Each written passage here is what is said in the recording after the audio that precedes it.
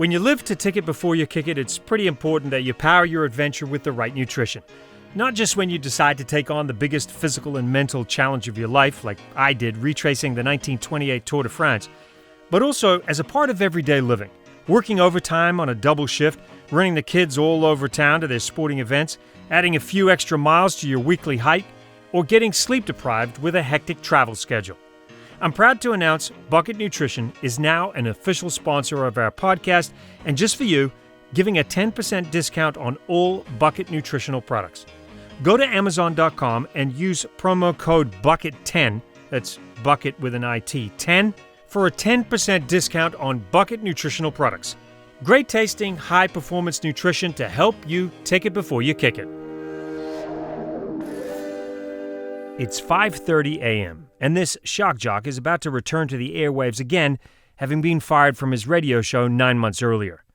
Mancow is no stranger to lawsuits and FCC fines.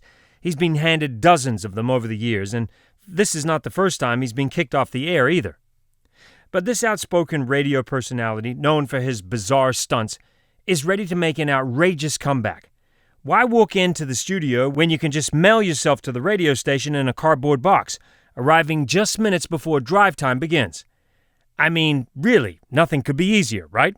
I knew I couldn't go back. Changes your You just life. put it out there. She said you've got less than a year to live. Just dug even Luck deeper. is the residue of design. Nobody else was doing it, so why couldn't I? That was the turning point. Welcome to the BUCKiT Podcast with Phil Kogan. Every week I talk to mavericks, disruptors, and innovators.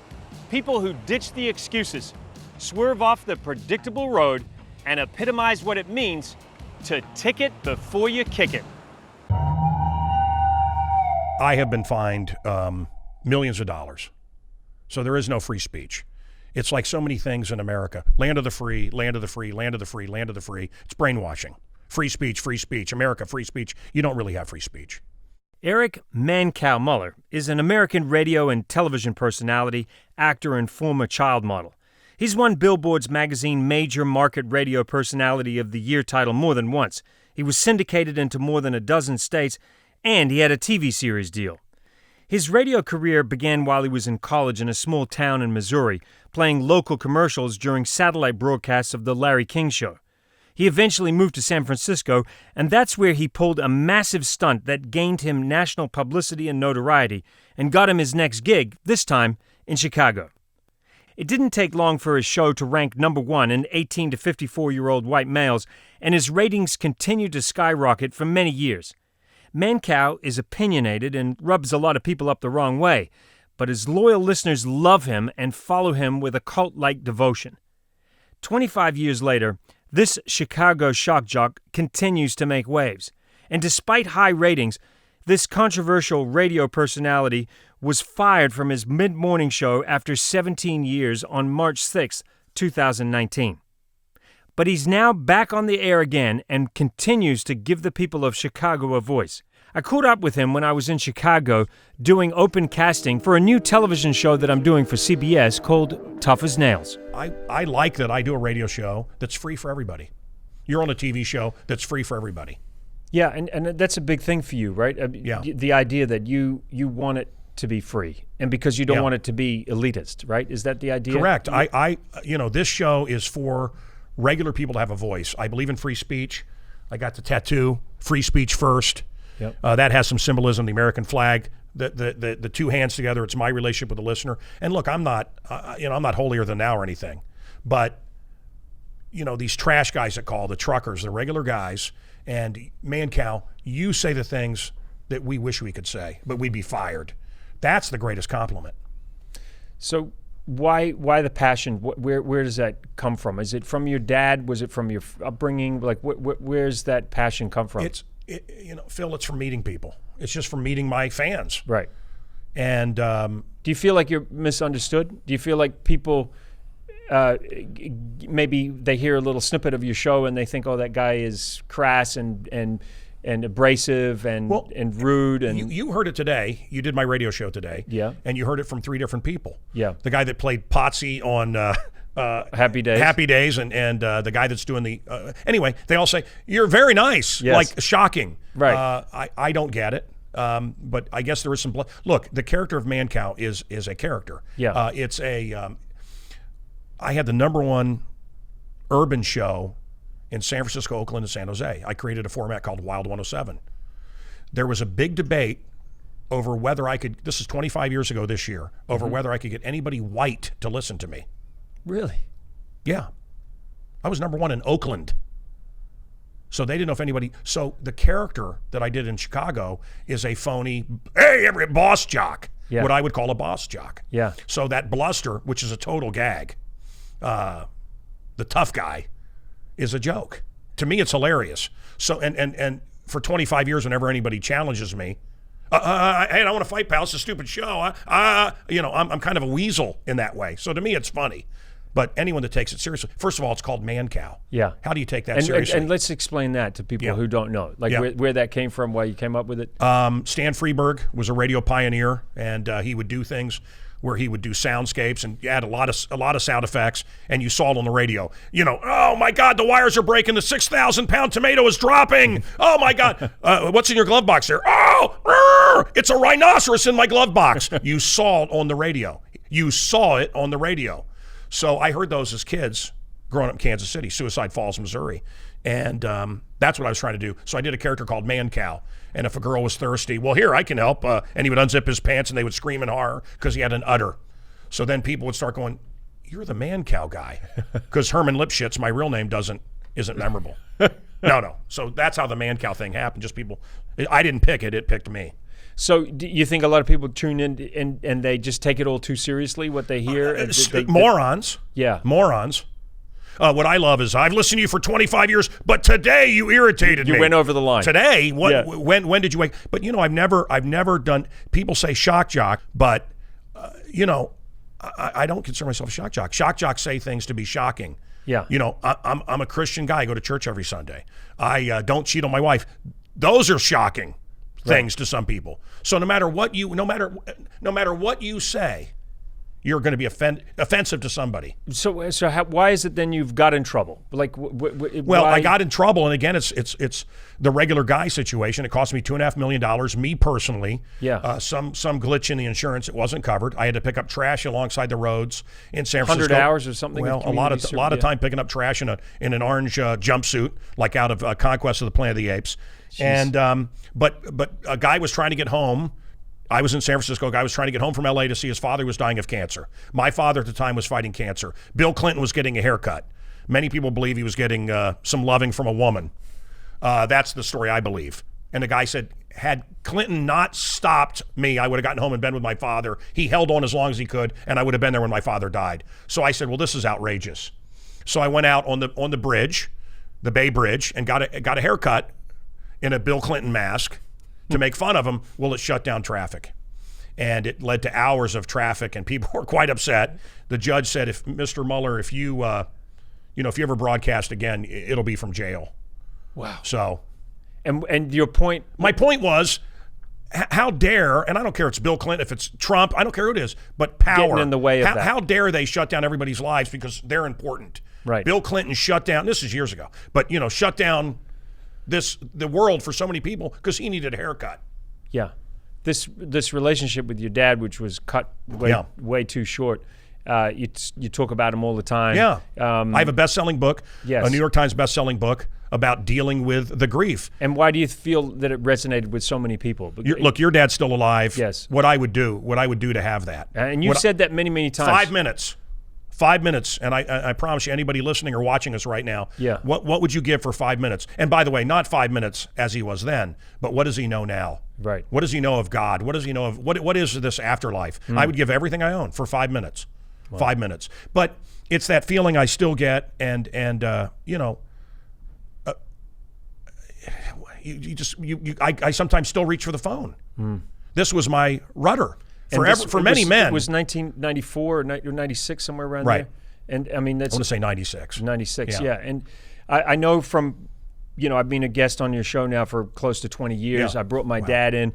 And, I love your dad. And you had my dad always asks about you. Well, and I think because what he heard like before I went in, I said, listen, when you meet Mancow, it's like a force. It's like, this is not somebody like that you meet every day. This guy is a unique individual.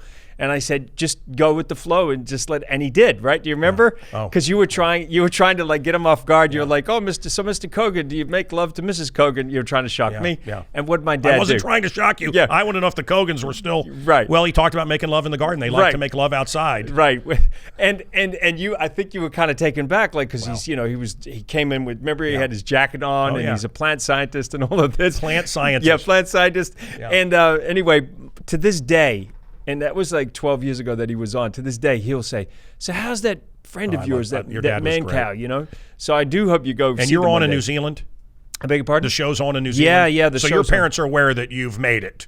Well, my parents have, they don't, I don't know if they truly understand, and quite frankly, I kind of. That's great, yeah. Yeah, like I remember my wife called my mom to say that I'd got a job doing something, and it was kind of a big deal for us in the house, and my mother was, oh, well, that's lovely. So I've just been in the garden and I got all the plums and I've just preserved them all. And so, my show went to #1 in Chicago and my dad was here. Wow. And he's fighting cancer at a place called the Hancock Building, one of the tallest buildings on earth. And he was so weak he collapsed. And I sat down with him. And people are coming, oh, Mancow. We're sitting in the middle of this lobby, and he's crying. And he says, I'm so sorry I embarrassed you. Really? And I said, Dad, you couldn't embarrass me. Wow. You couldn't embarrass me. We'll just sit here. You taught me how to walk. I can wait for you. Yeah. And he saw all the commotion around me in the show, and he said, your show's doing good? I said, yeah. He goes, the music is horrible. He goes, play Benny Goodman, play Glenn Miller, give them, if they got to hear something other than this horrible rock, this horrible music you play. He said, and also, son, and I don't have much time left on the earth, learn how to cut hair or do something, because you're gonna need to fall back on something. So, I mean, that's the way they thought, right? Right. I mean, we didn't have money for Tupperware. We had old Cool Whip, right? We had old Cool Whip containers because they went through the Depression. Yep. My parents did the same thing to me. Like jar. We had jelly jars for glasses. My mother to this day still collects containers, and you open up a drawer and all these containers full out. It's crazy because they grew up in that very tough time where you didn't throw anything away. My grandfather had 3 sheds, and in the sheds were a whole bunch of things. Yeah. And he knew where everything was, right. and those things helped him fix other things because you couldn't just go afford to buy something new. You had to fix it. You're not going to throw away a good jelly jar. Right. Yeah. But those people that have come through, who came through that depression, that came through our parents' generation, and then the greatest generation. Yeah. So talk to me about, I'm as you know, I'm from New Zealand. I love New Zealand, but the opportunities are much better here for what I do in America, and I love America, and I've fallen in love with this country and the people. Talk to me about free speech and something that you wear on your arm, something that you're so passionate about.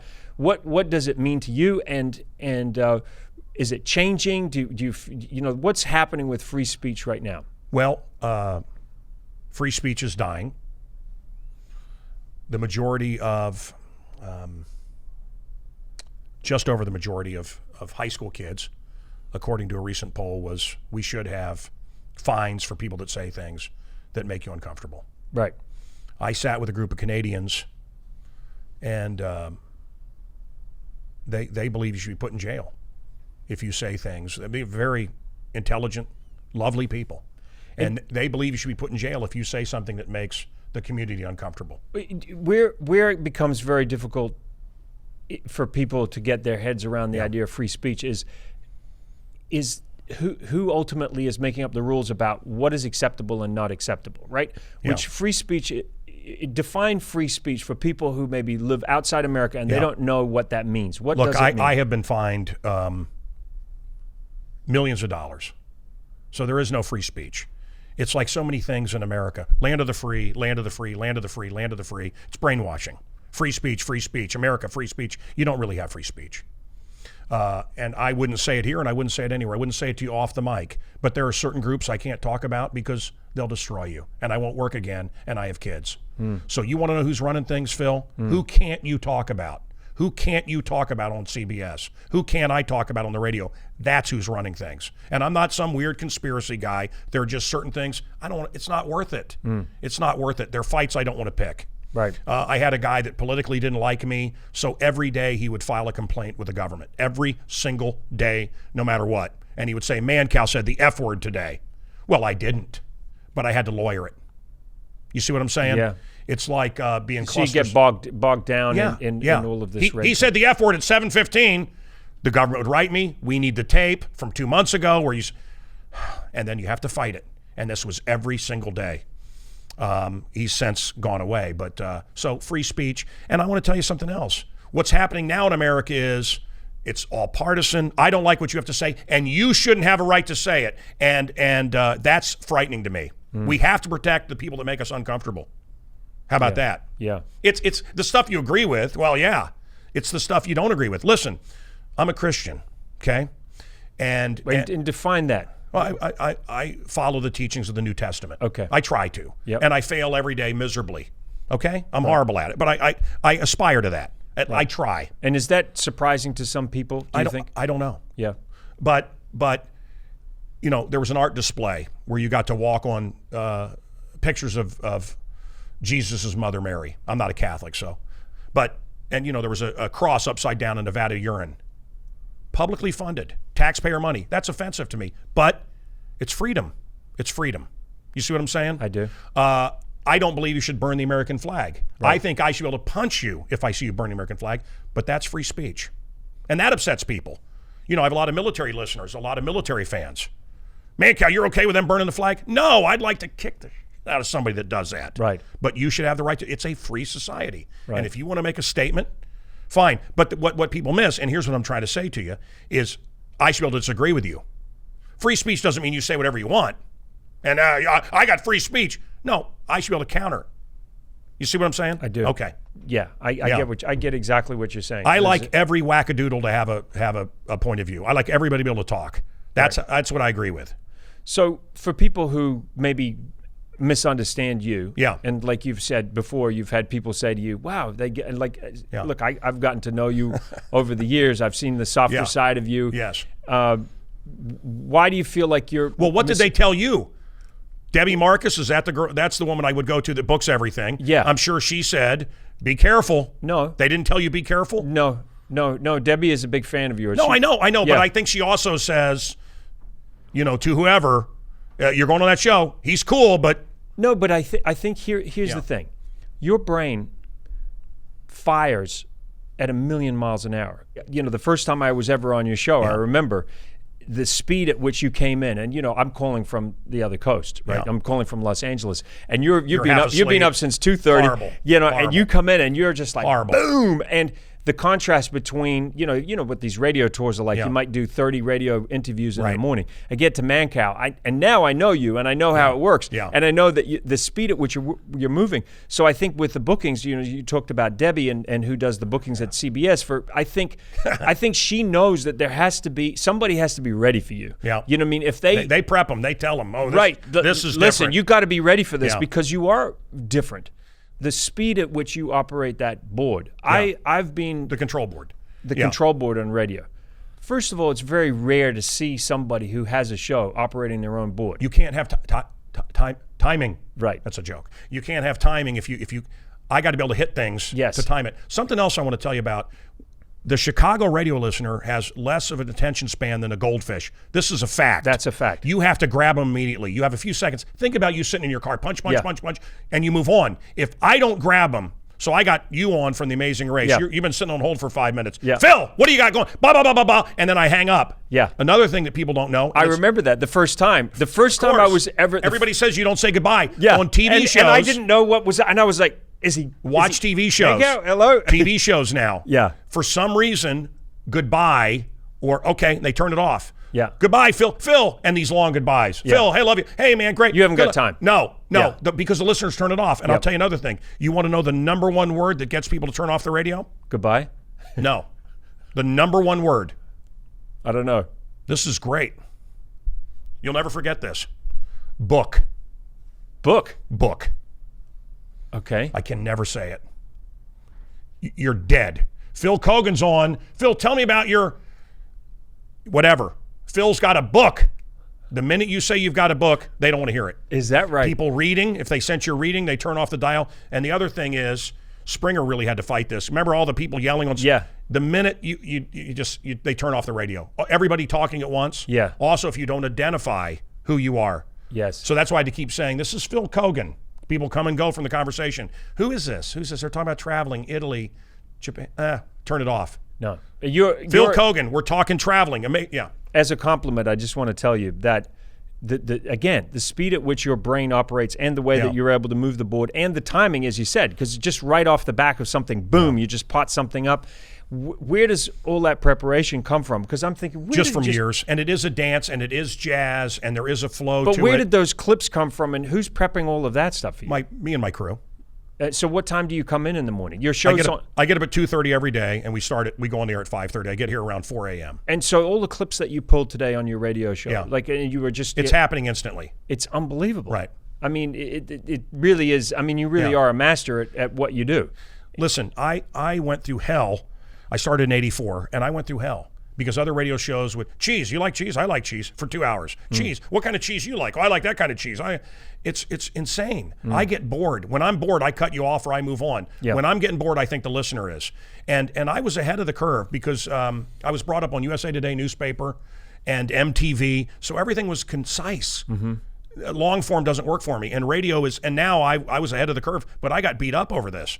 Talk about one thing an hour, they would say. Yeah. Well, I talk about 100 things an hour. Yeah, you're jumping all over the place. Because if I get bored, I assume the listener's bored, and I move on. How long does the average listener tune into a radio station? 15 minutes. Okay. 15 minutes. So that's what you're thinking about, yes. right? Well, how much can I pack into that 15 minutes That's what I'm trying to do. Of listening? Yeah. And so where do you source your stuff from? When you come in at 2:30 and your team... Look, you want to be part of the zeitgeist? I mean, that's the key thing. I had the, this is so bizarre. I had the FCC, the governing body of radio for you too, in TV. The FCC called me, and they were all on this is during the Bush administration. How do you pick stuff? They said that. Yeah, how do you decide what gets on the air? And I'm going to tell you what it is. Emotion. 100%. So you and the FCC, and they're just a part of your life. They're being a part. I mean, right. Do you lose sleep over this? No, it hasn't been bad for a long time. Right. It was very bad during the Clinton years. Horrible. Yeah. Horrible. And I had good cop, bad cop. I had a government agency come and say, you have a license through the government. This station's worth $125 million. You have a license? Yeah. Your brother does this, and it's licensed? Yeah. Your mom hasn't paid off her home, and that's Bill Clinton's going to be in town for the convention. We would hate for you to say anything bad about him. And the messages will take your station, will destroy your family, and you better play nice. So guess what I did? I didn't say anything bad about Clinton during that time. Wow. And again, all Does that of them. make you angry? It is what it is. Yeah. But again, you want to go left and right. You want to go Democrat, Republican, all this. I'm telling you, I've been doing this a long time. I've been behind the scenes. I worked for the Fox News Channel for 7 years. I've been with all of these guys are now in jail I hung out with in Chicago. And here's what I'm going to tell you. And people go, no, they can't believe it. It's all fake. It's pro wrestling. I like that phony guy. Bill Hicks used to say that. I like that phony guy. It's all the same. You're dealing with all the same. Right. So. Do you worry about where the country is at right now? Yeah. What's going on? Yeah. I think we've forgotten what we fought for. I think we are forgetting freedom. And I think we are forgetting the guys that actually work for a living.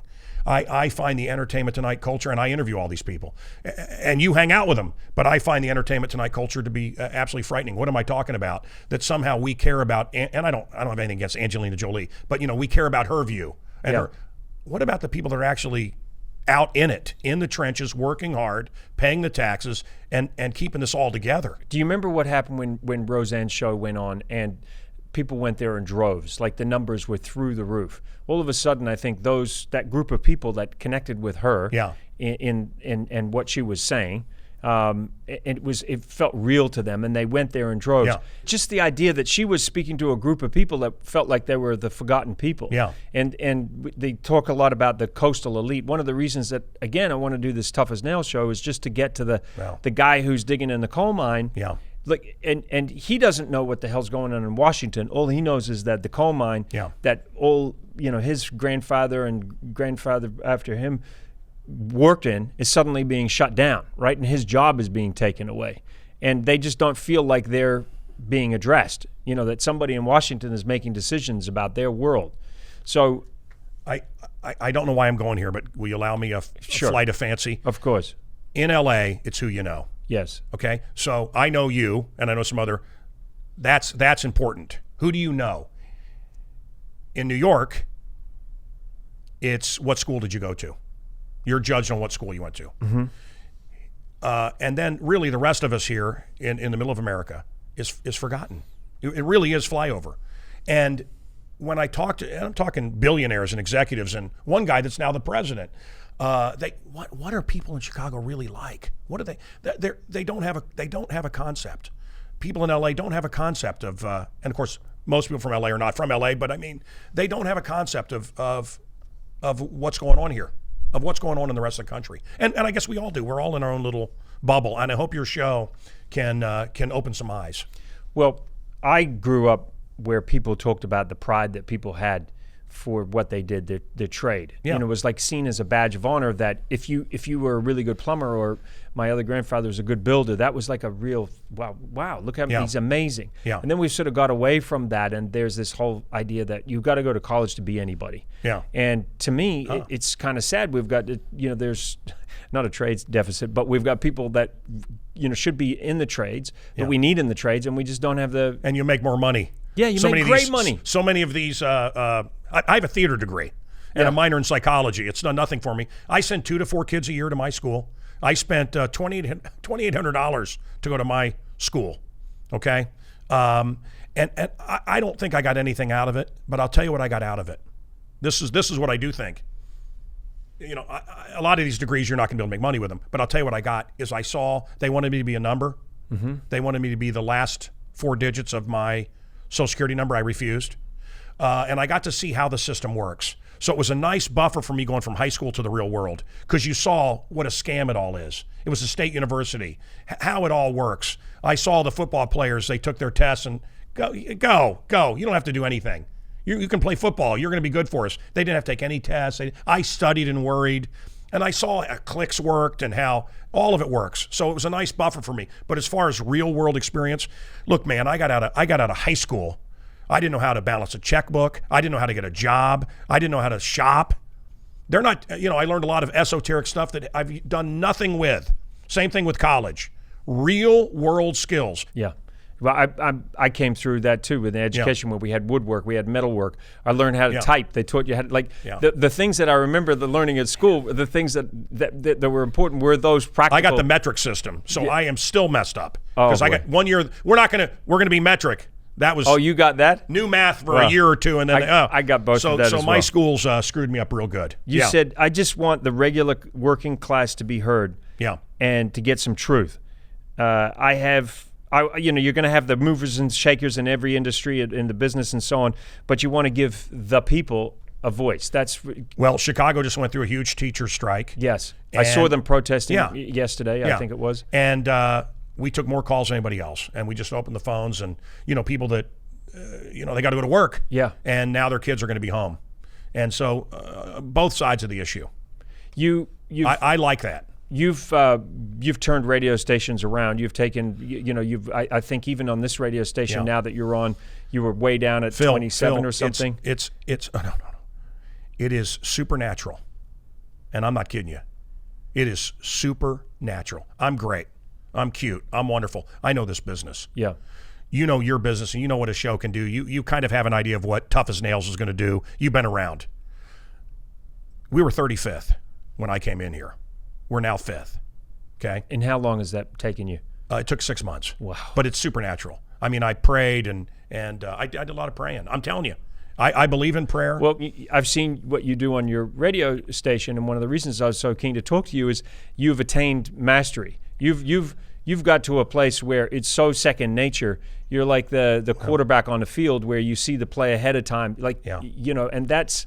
Brother, you and me both. Let me tell you, the average career is how long? Do you know it's 7 years? It's 7 years. On radio? On anything. On anything. Anything in entertainment. It's 7 years. So you have 3 years to get going. Yep. You get noticed. You have a couple of years of success, and then you try to hang on, and it's over. You've got 25 or 30, haven't you? Well, I started in 84. 84, okay. So 34. Well, 5.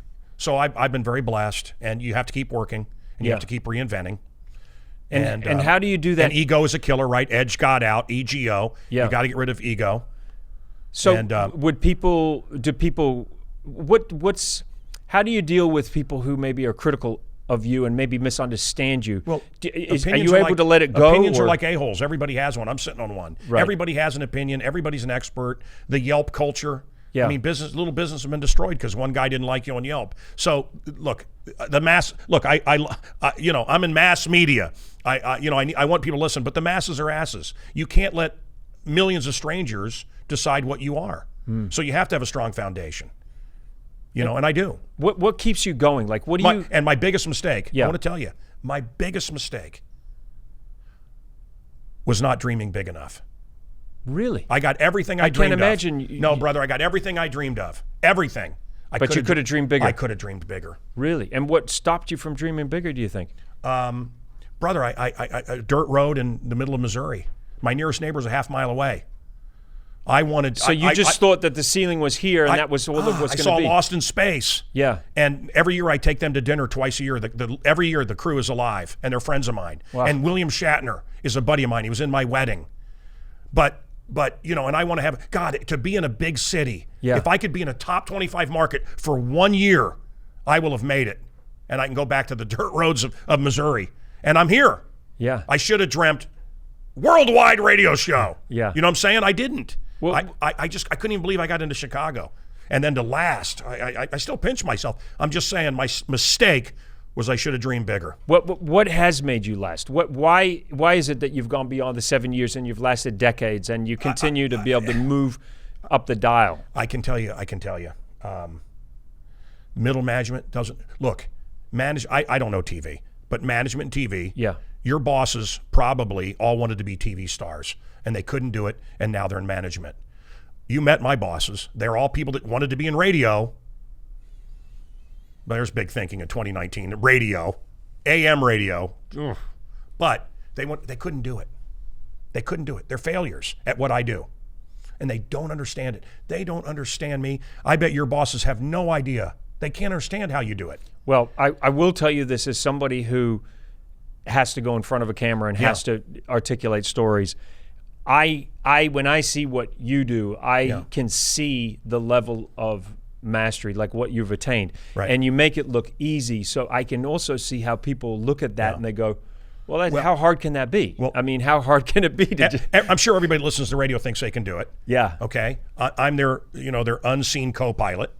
And I could, but I just say to those people, sit in a room and talk for an hour. Yeah. Just talk about anything for 1 hour, alone in a room, because that's what I have to do. Yeah. But so my secret sauce and why have I lasted? Audience, because I'm talking to them. I'm not doing it for the suits in this ivory tower. I'm doing it for the regular people. So how do you stay connected to those regular people? Do you go out to bars and you just meet people and every night? Yeah. Every night I'm out. Yeah. So my question about just people having a voice, right? Yes. I believe everybody should have a voice. But to me right now, it just seems that with these platforms, the media platforms, there's so many voices that it's becoming toxic. It's like a cesspool of, and there seems to be a lot more critiquing than creating. It's like everybody's got an opinion, and so they just get in there and they start bashing. I get so frustrated with it. My dad would always say, he would always, if I criticize something, my dad would always say to me, it's easier to critique than it is to create. He says, before you start critiquing what somebody else is doing, why don't you create something for yourself? I wanted to do, out of love and friendship, I wanted to continue the show and just open the phones off air. Mm-hmm. And it lasted a day.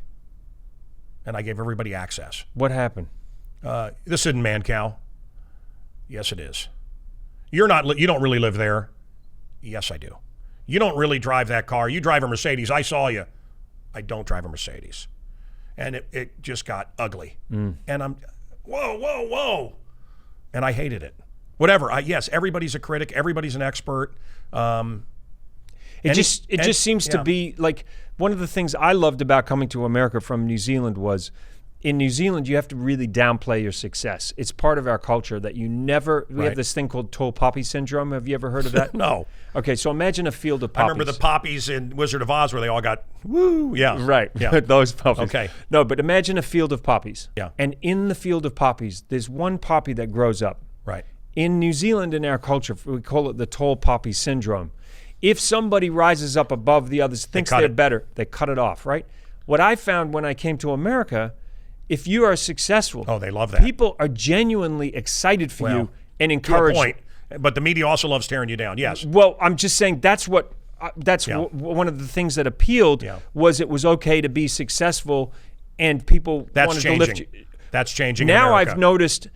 Yes, exactly. That's what I'm saying. Is that now that more you don't deserve that. You don't deserve that. Yeah. Why don't I have that? Right. That attitude's changed, and I have the exact same thing you're saying, except I got it from Japan, which is the nail that sticks up gets knocked down. Right. And in radio, there's a reason you click through the dial and you don't who are these people? Mm-hmm. They don't say their names, and it sounds the same all the time. Yeah. Because they don't want to pay a star. They don't want to pay a star. They don't want a Mancow. They don't want a quarterback. They want a day, and everybody's ratings drop, but it doesn't matter because they don't have to pay some guy. And you don't know him, and he doesn't have power, and he's not going to tell you what to do. He's not going to affect anything. So that's why you listen to radio now, and it's all bland. The nail that sticks up, the poppy that sticks up gets cut or beaten down. And so to have an opinion, to stand out, I mean, I'm in dangerous waters now because you can listen to every show in Chicago right now. What do they stand for? What are they?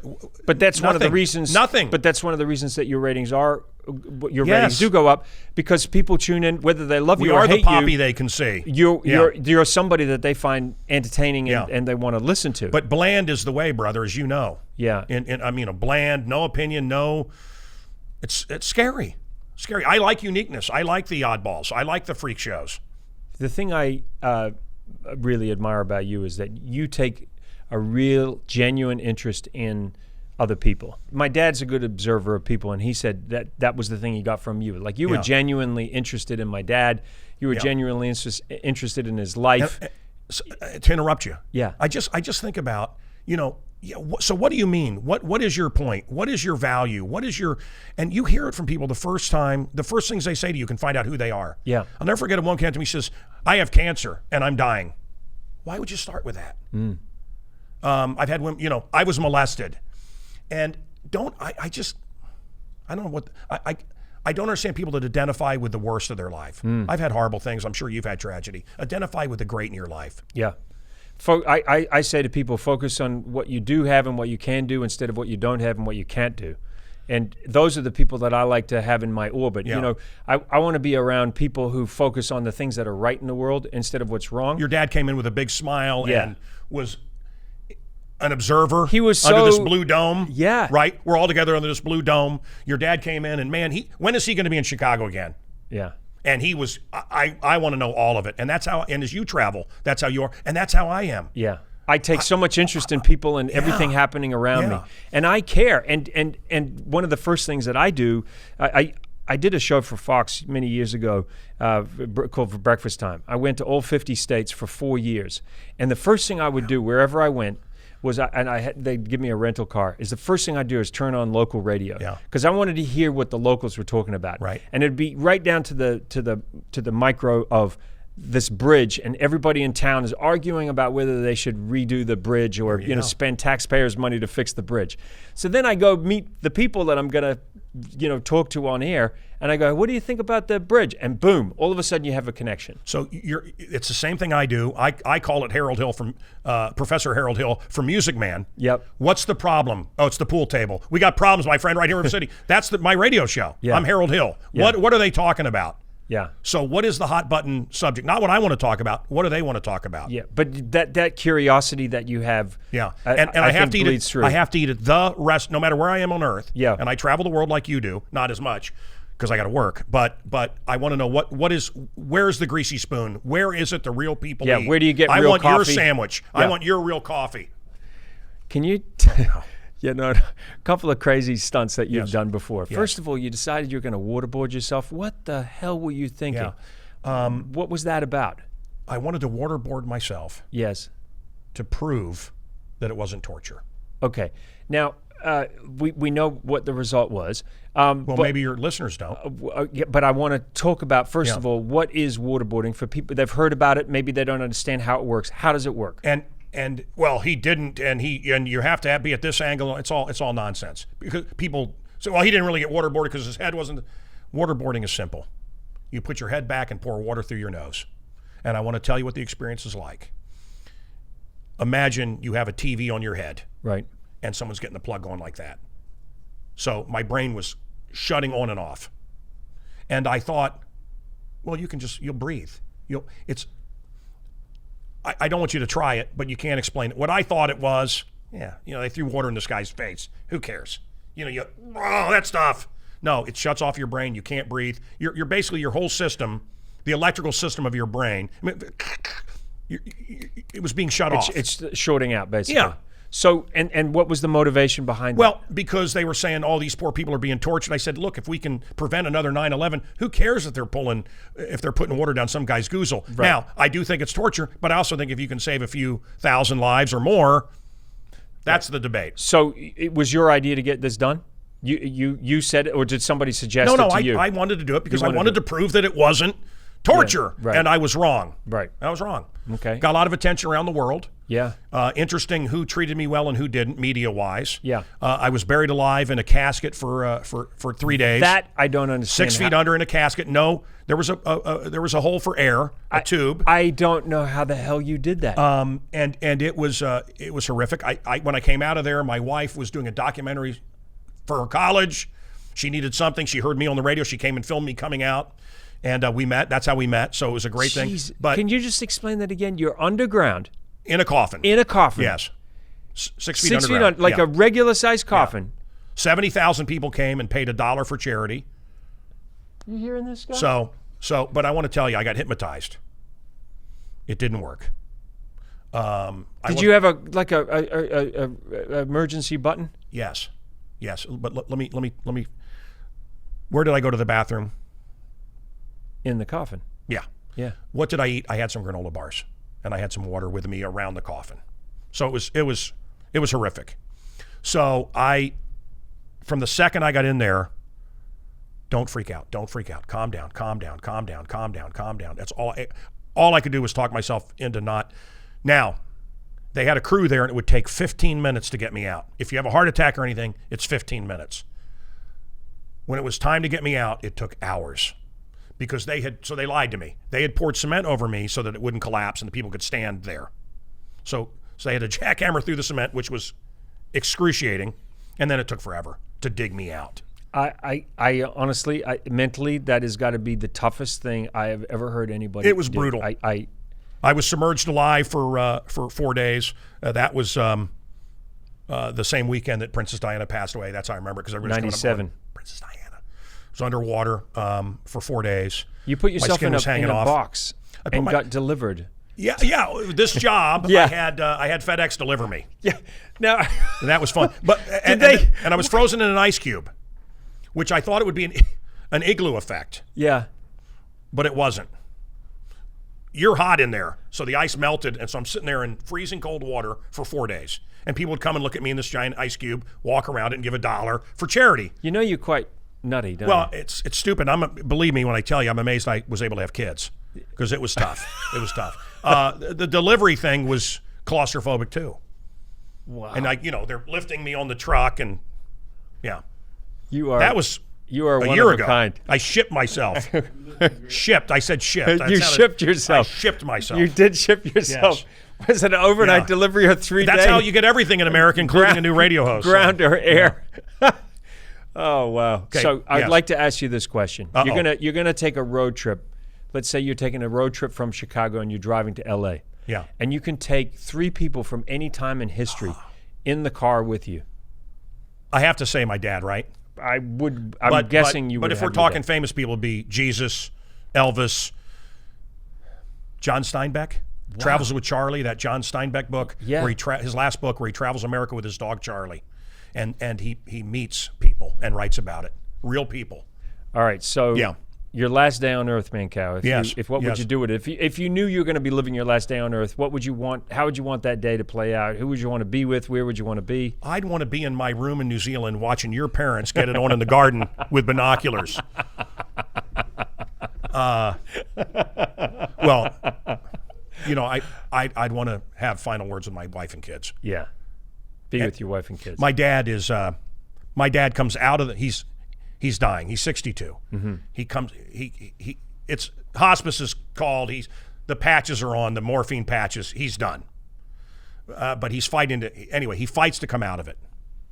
And we're not going to end on a laugh line. We're going to end on tears again. And I'm holding his hand, and he says different things to my brothers and my mom, and he gets to me. And so he came out of the drug so that he could be coherent one last time, and then he knew he was going to be put back under, and he wasn't coming back. Okay, do you understand what I'm saying? Absolutely, I do. So he says, "And son, anything else?" No. We covered it. I got it. And anyway, no, we covered it. How beautiful is that? No, I already know it all. Wow. And those little nuggets, and they stay with you. And he was your biggest fan too, wasn't he? Yeah. That's So and he lives with you. You can see it. There isn't a day that goes by you don't think of your dad, right? Yeah. No, come on. Yeah. So and how cool is it that you have that? You know what I mean? Like right in here, you got him right here. I hope that with my kids, I've got two 14-year-old daughters. And just yesterday, one of them rolled her eyes at me. That's where our communication is. And you think, these silly things that my dad said all the time. Yeah. About work ethic and do this and do finish that. Finish a job. You're going to do it right. Do a job, do it properly. Yeah. And always send a thank you note. Yeah. I can't tell you what a difference that's made in my life. Yeah. A handwritten thank you note. Same always thing thank people. Yeah. And a thankful heart is always close to riches. Yeah. A thankful heart is always blessed. And so these stupid things he would say, to me at the time, write a thank you note. Okay. Mm-hmm. Table manners. Yep. Son, I don't care Courtesy. if you eat with your hands, but you're going to need table manners. Yeah. And I was making $70,000 a year in San Francisco, and $3.5 million job offer in Chicago. And I sat down with this guy, Jimmy DeCastro, and it was over, and he said, I know Mancow's a wild man. He goes, you have excellent table manners. I'm really impressed with your table manners. And I called my dad. You were right. These things matter. So all this annoying stuff, I hope that with my kids, put your napkin in your lap, say thank you. You hope these things come back, that someday they get it. Mancow, people listening to the podcast all over the world, they want to hear some of your radio show. Is there any way for them to tap into, find you online? We're very proud of the fact that you can go to Siri and say Mancow. We advertise it. And I was at a party in Ocean City, Maryland, with 300 people. And how can we hear you? I said, it's easy. There's Siri, play Mancow. Mancow is a child model in radio. Play Mancow. They couldn't figure. Alexa, play Mancow. Couldn't figure it out. It's Mancow, and a lot of the shows are online. I have a podcast, and you can find it. Yeah. Mancow, you are one of a kind, and I hope we continue to talk to each other over the years. We will. I hope you end up in New Zealand to see my mom and dad. How about you do my show and you say off the air, it's canceled. It's done. Amazing Race is done. Do you remember this? Yes. And I'm like, I like him and I like the show. Well, he'll do something. The next time you come on, you've just won an Emmy and the show got picked up after all, and you're off to the races. And so peaks and valleys. And we're at 32 seasons. I mean, it's crazy. Can I say one? We'll end on something powerful here. I'm with William Shatner. Yeah. Okay? He's nearing in on 90. He's in my car. Favorite sandwich, a Subway sandwich with vegetables. I'm taking me to Captain Kirk likes the Subway sandwich, just vegetables. He says, run it through the garden. And I said, why are you still around? So many of your contemporaries are forgotten. Why do we still know your name? And he's got his hand out the window and he does that thing. Up and down, up and down. I said, Bill, I don't get it. He goes, peaks and valleys. Peaks and valleys. And it's biblical too. Yeah. You don't stop in the valley. It doesn't say stop in the valley. Yeah. You climb back out again. You may sometimes be at the table with your enemies. Yeah. But you don't sit at that table. And he just says peaks and valleys. I keep walking. Yeah. You walk through the valley to get back to the mountaintop, and that's what you've done. You've walked through the valley, and how many mountaintops have you had? Keep going. Keep going. You know, the analogy that I always use to people is I say, you get on a wave, you're out surfing, and you ride that wave, and it's a great wave. But what you know is that wave is eventually going to break, and then you got to fight your way back through the breakers to try to catch another one. Now, can I say, you got time for one more thing? Yeah. Your cameraman's giving me a thumbs up, so I think I can do it. Yeah. The Dalai Lama. Yes. I interviewed the Dalai Lama. Wow. And I said, I'm a fighter. Did he come in here or was over the phone? It was not here, but it was in person at another location. Okay. And I said, I keep, I'll give you another quick thing. I said, women, I'm married, but I just still feel lost. I don't, and he goes, he held up his finger, he goes, ego. And I went, wow, okay, that really, and it may not work for anybody listening, but for me at the time, it was like a concussion, wow. And then I said, I'm a fighter, man. I keep fighting, and I fight, and I get back up, and he says, stay down. And I'm telling you, fight. And any room you fight to get into, you don't want to be there. And I would fight my way in like a bull, like a Mancow in the China shop, a bull in the China. I would fight my way in, and now I'm celebrated, not tolerated. I've been a lot of places where I was tolerated. Yeah. And now if you just let it happen, right? Yeah. So it resonated with me. Yeah. So yes, I fight. Yes, I work hard, but I also don't want to be where I'm not welcome. Right. Does that make sense? It makes perfect sense. Well, it also for peace of mind. Yeah. I think you want to be, that's the whole thing too, is as you get older, you care less about what other people think, and you just live in your space. I don't care anymore at all. And you just live with, and then you just hang with the people you want to hang with. Dick Van Dyke, the day I got married, he's in the studio. I said, you've been married. What's advice? He says, well, there's boundaries. And you choose. Is it prison? Is it Sing Sing? Or is it Disneyland? And I made a choice. It's Disney. Yeah, there's boundaries. It's Disney World. And that's what I live. Thanks, buddy. Always love seeing you. You are a unique individual. Thank you, brother. Don't you think, Scotty? I've had a wonderful. I hope you enjoyed today's podcast. To see more great interviews, go to philkogan.com and subscribe to BUCKiT with Phil Kogan wherever you get your podcasts. Please consider rating and reviewing us. And follow BUCKiT, that's BUCKiT with an IT, on Instagram and Facebook. Also, follow me on Twitter @PhilKogan. Today's podcast proudly brought to you by BUCKiT Nutrition.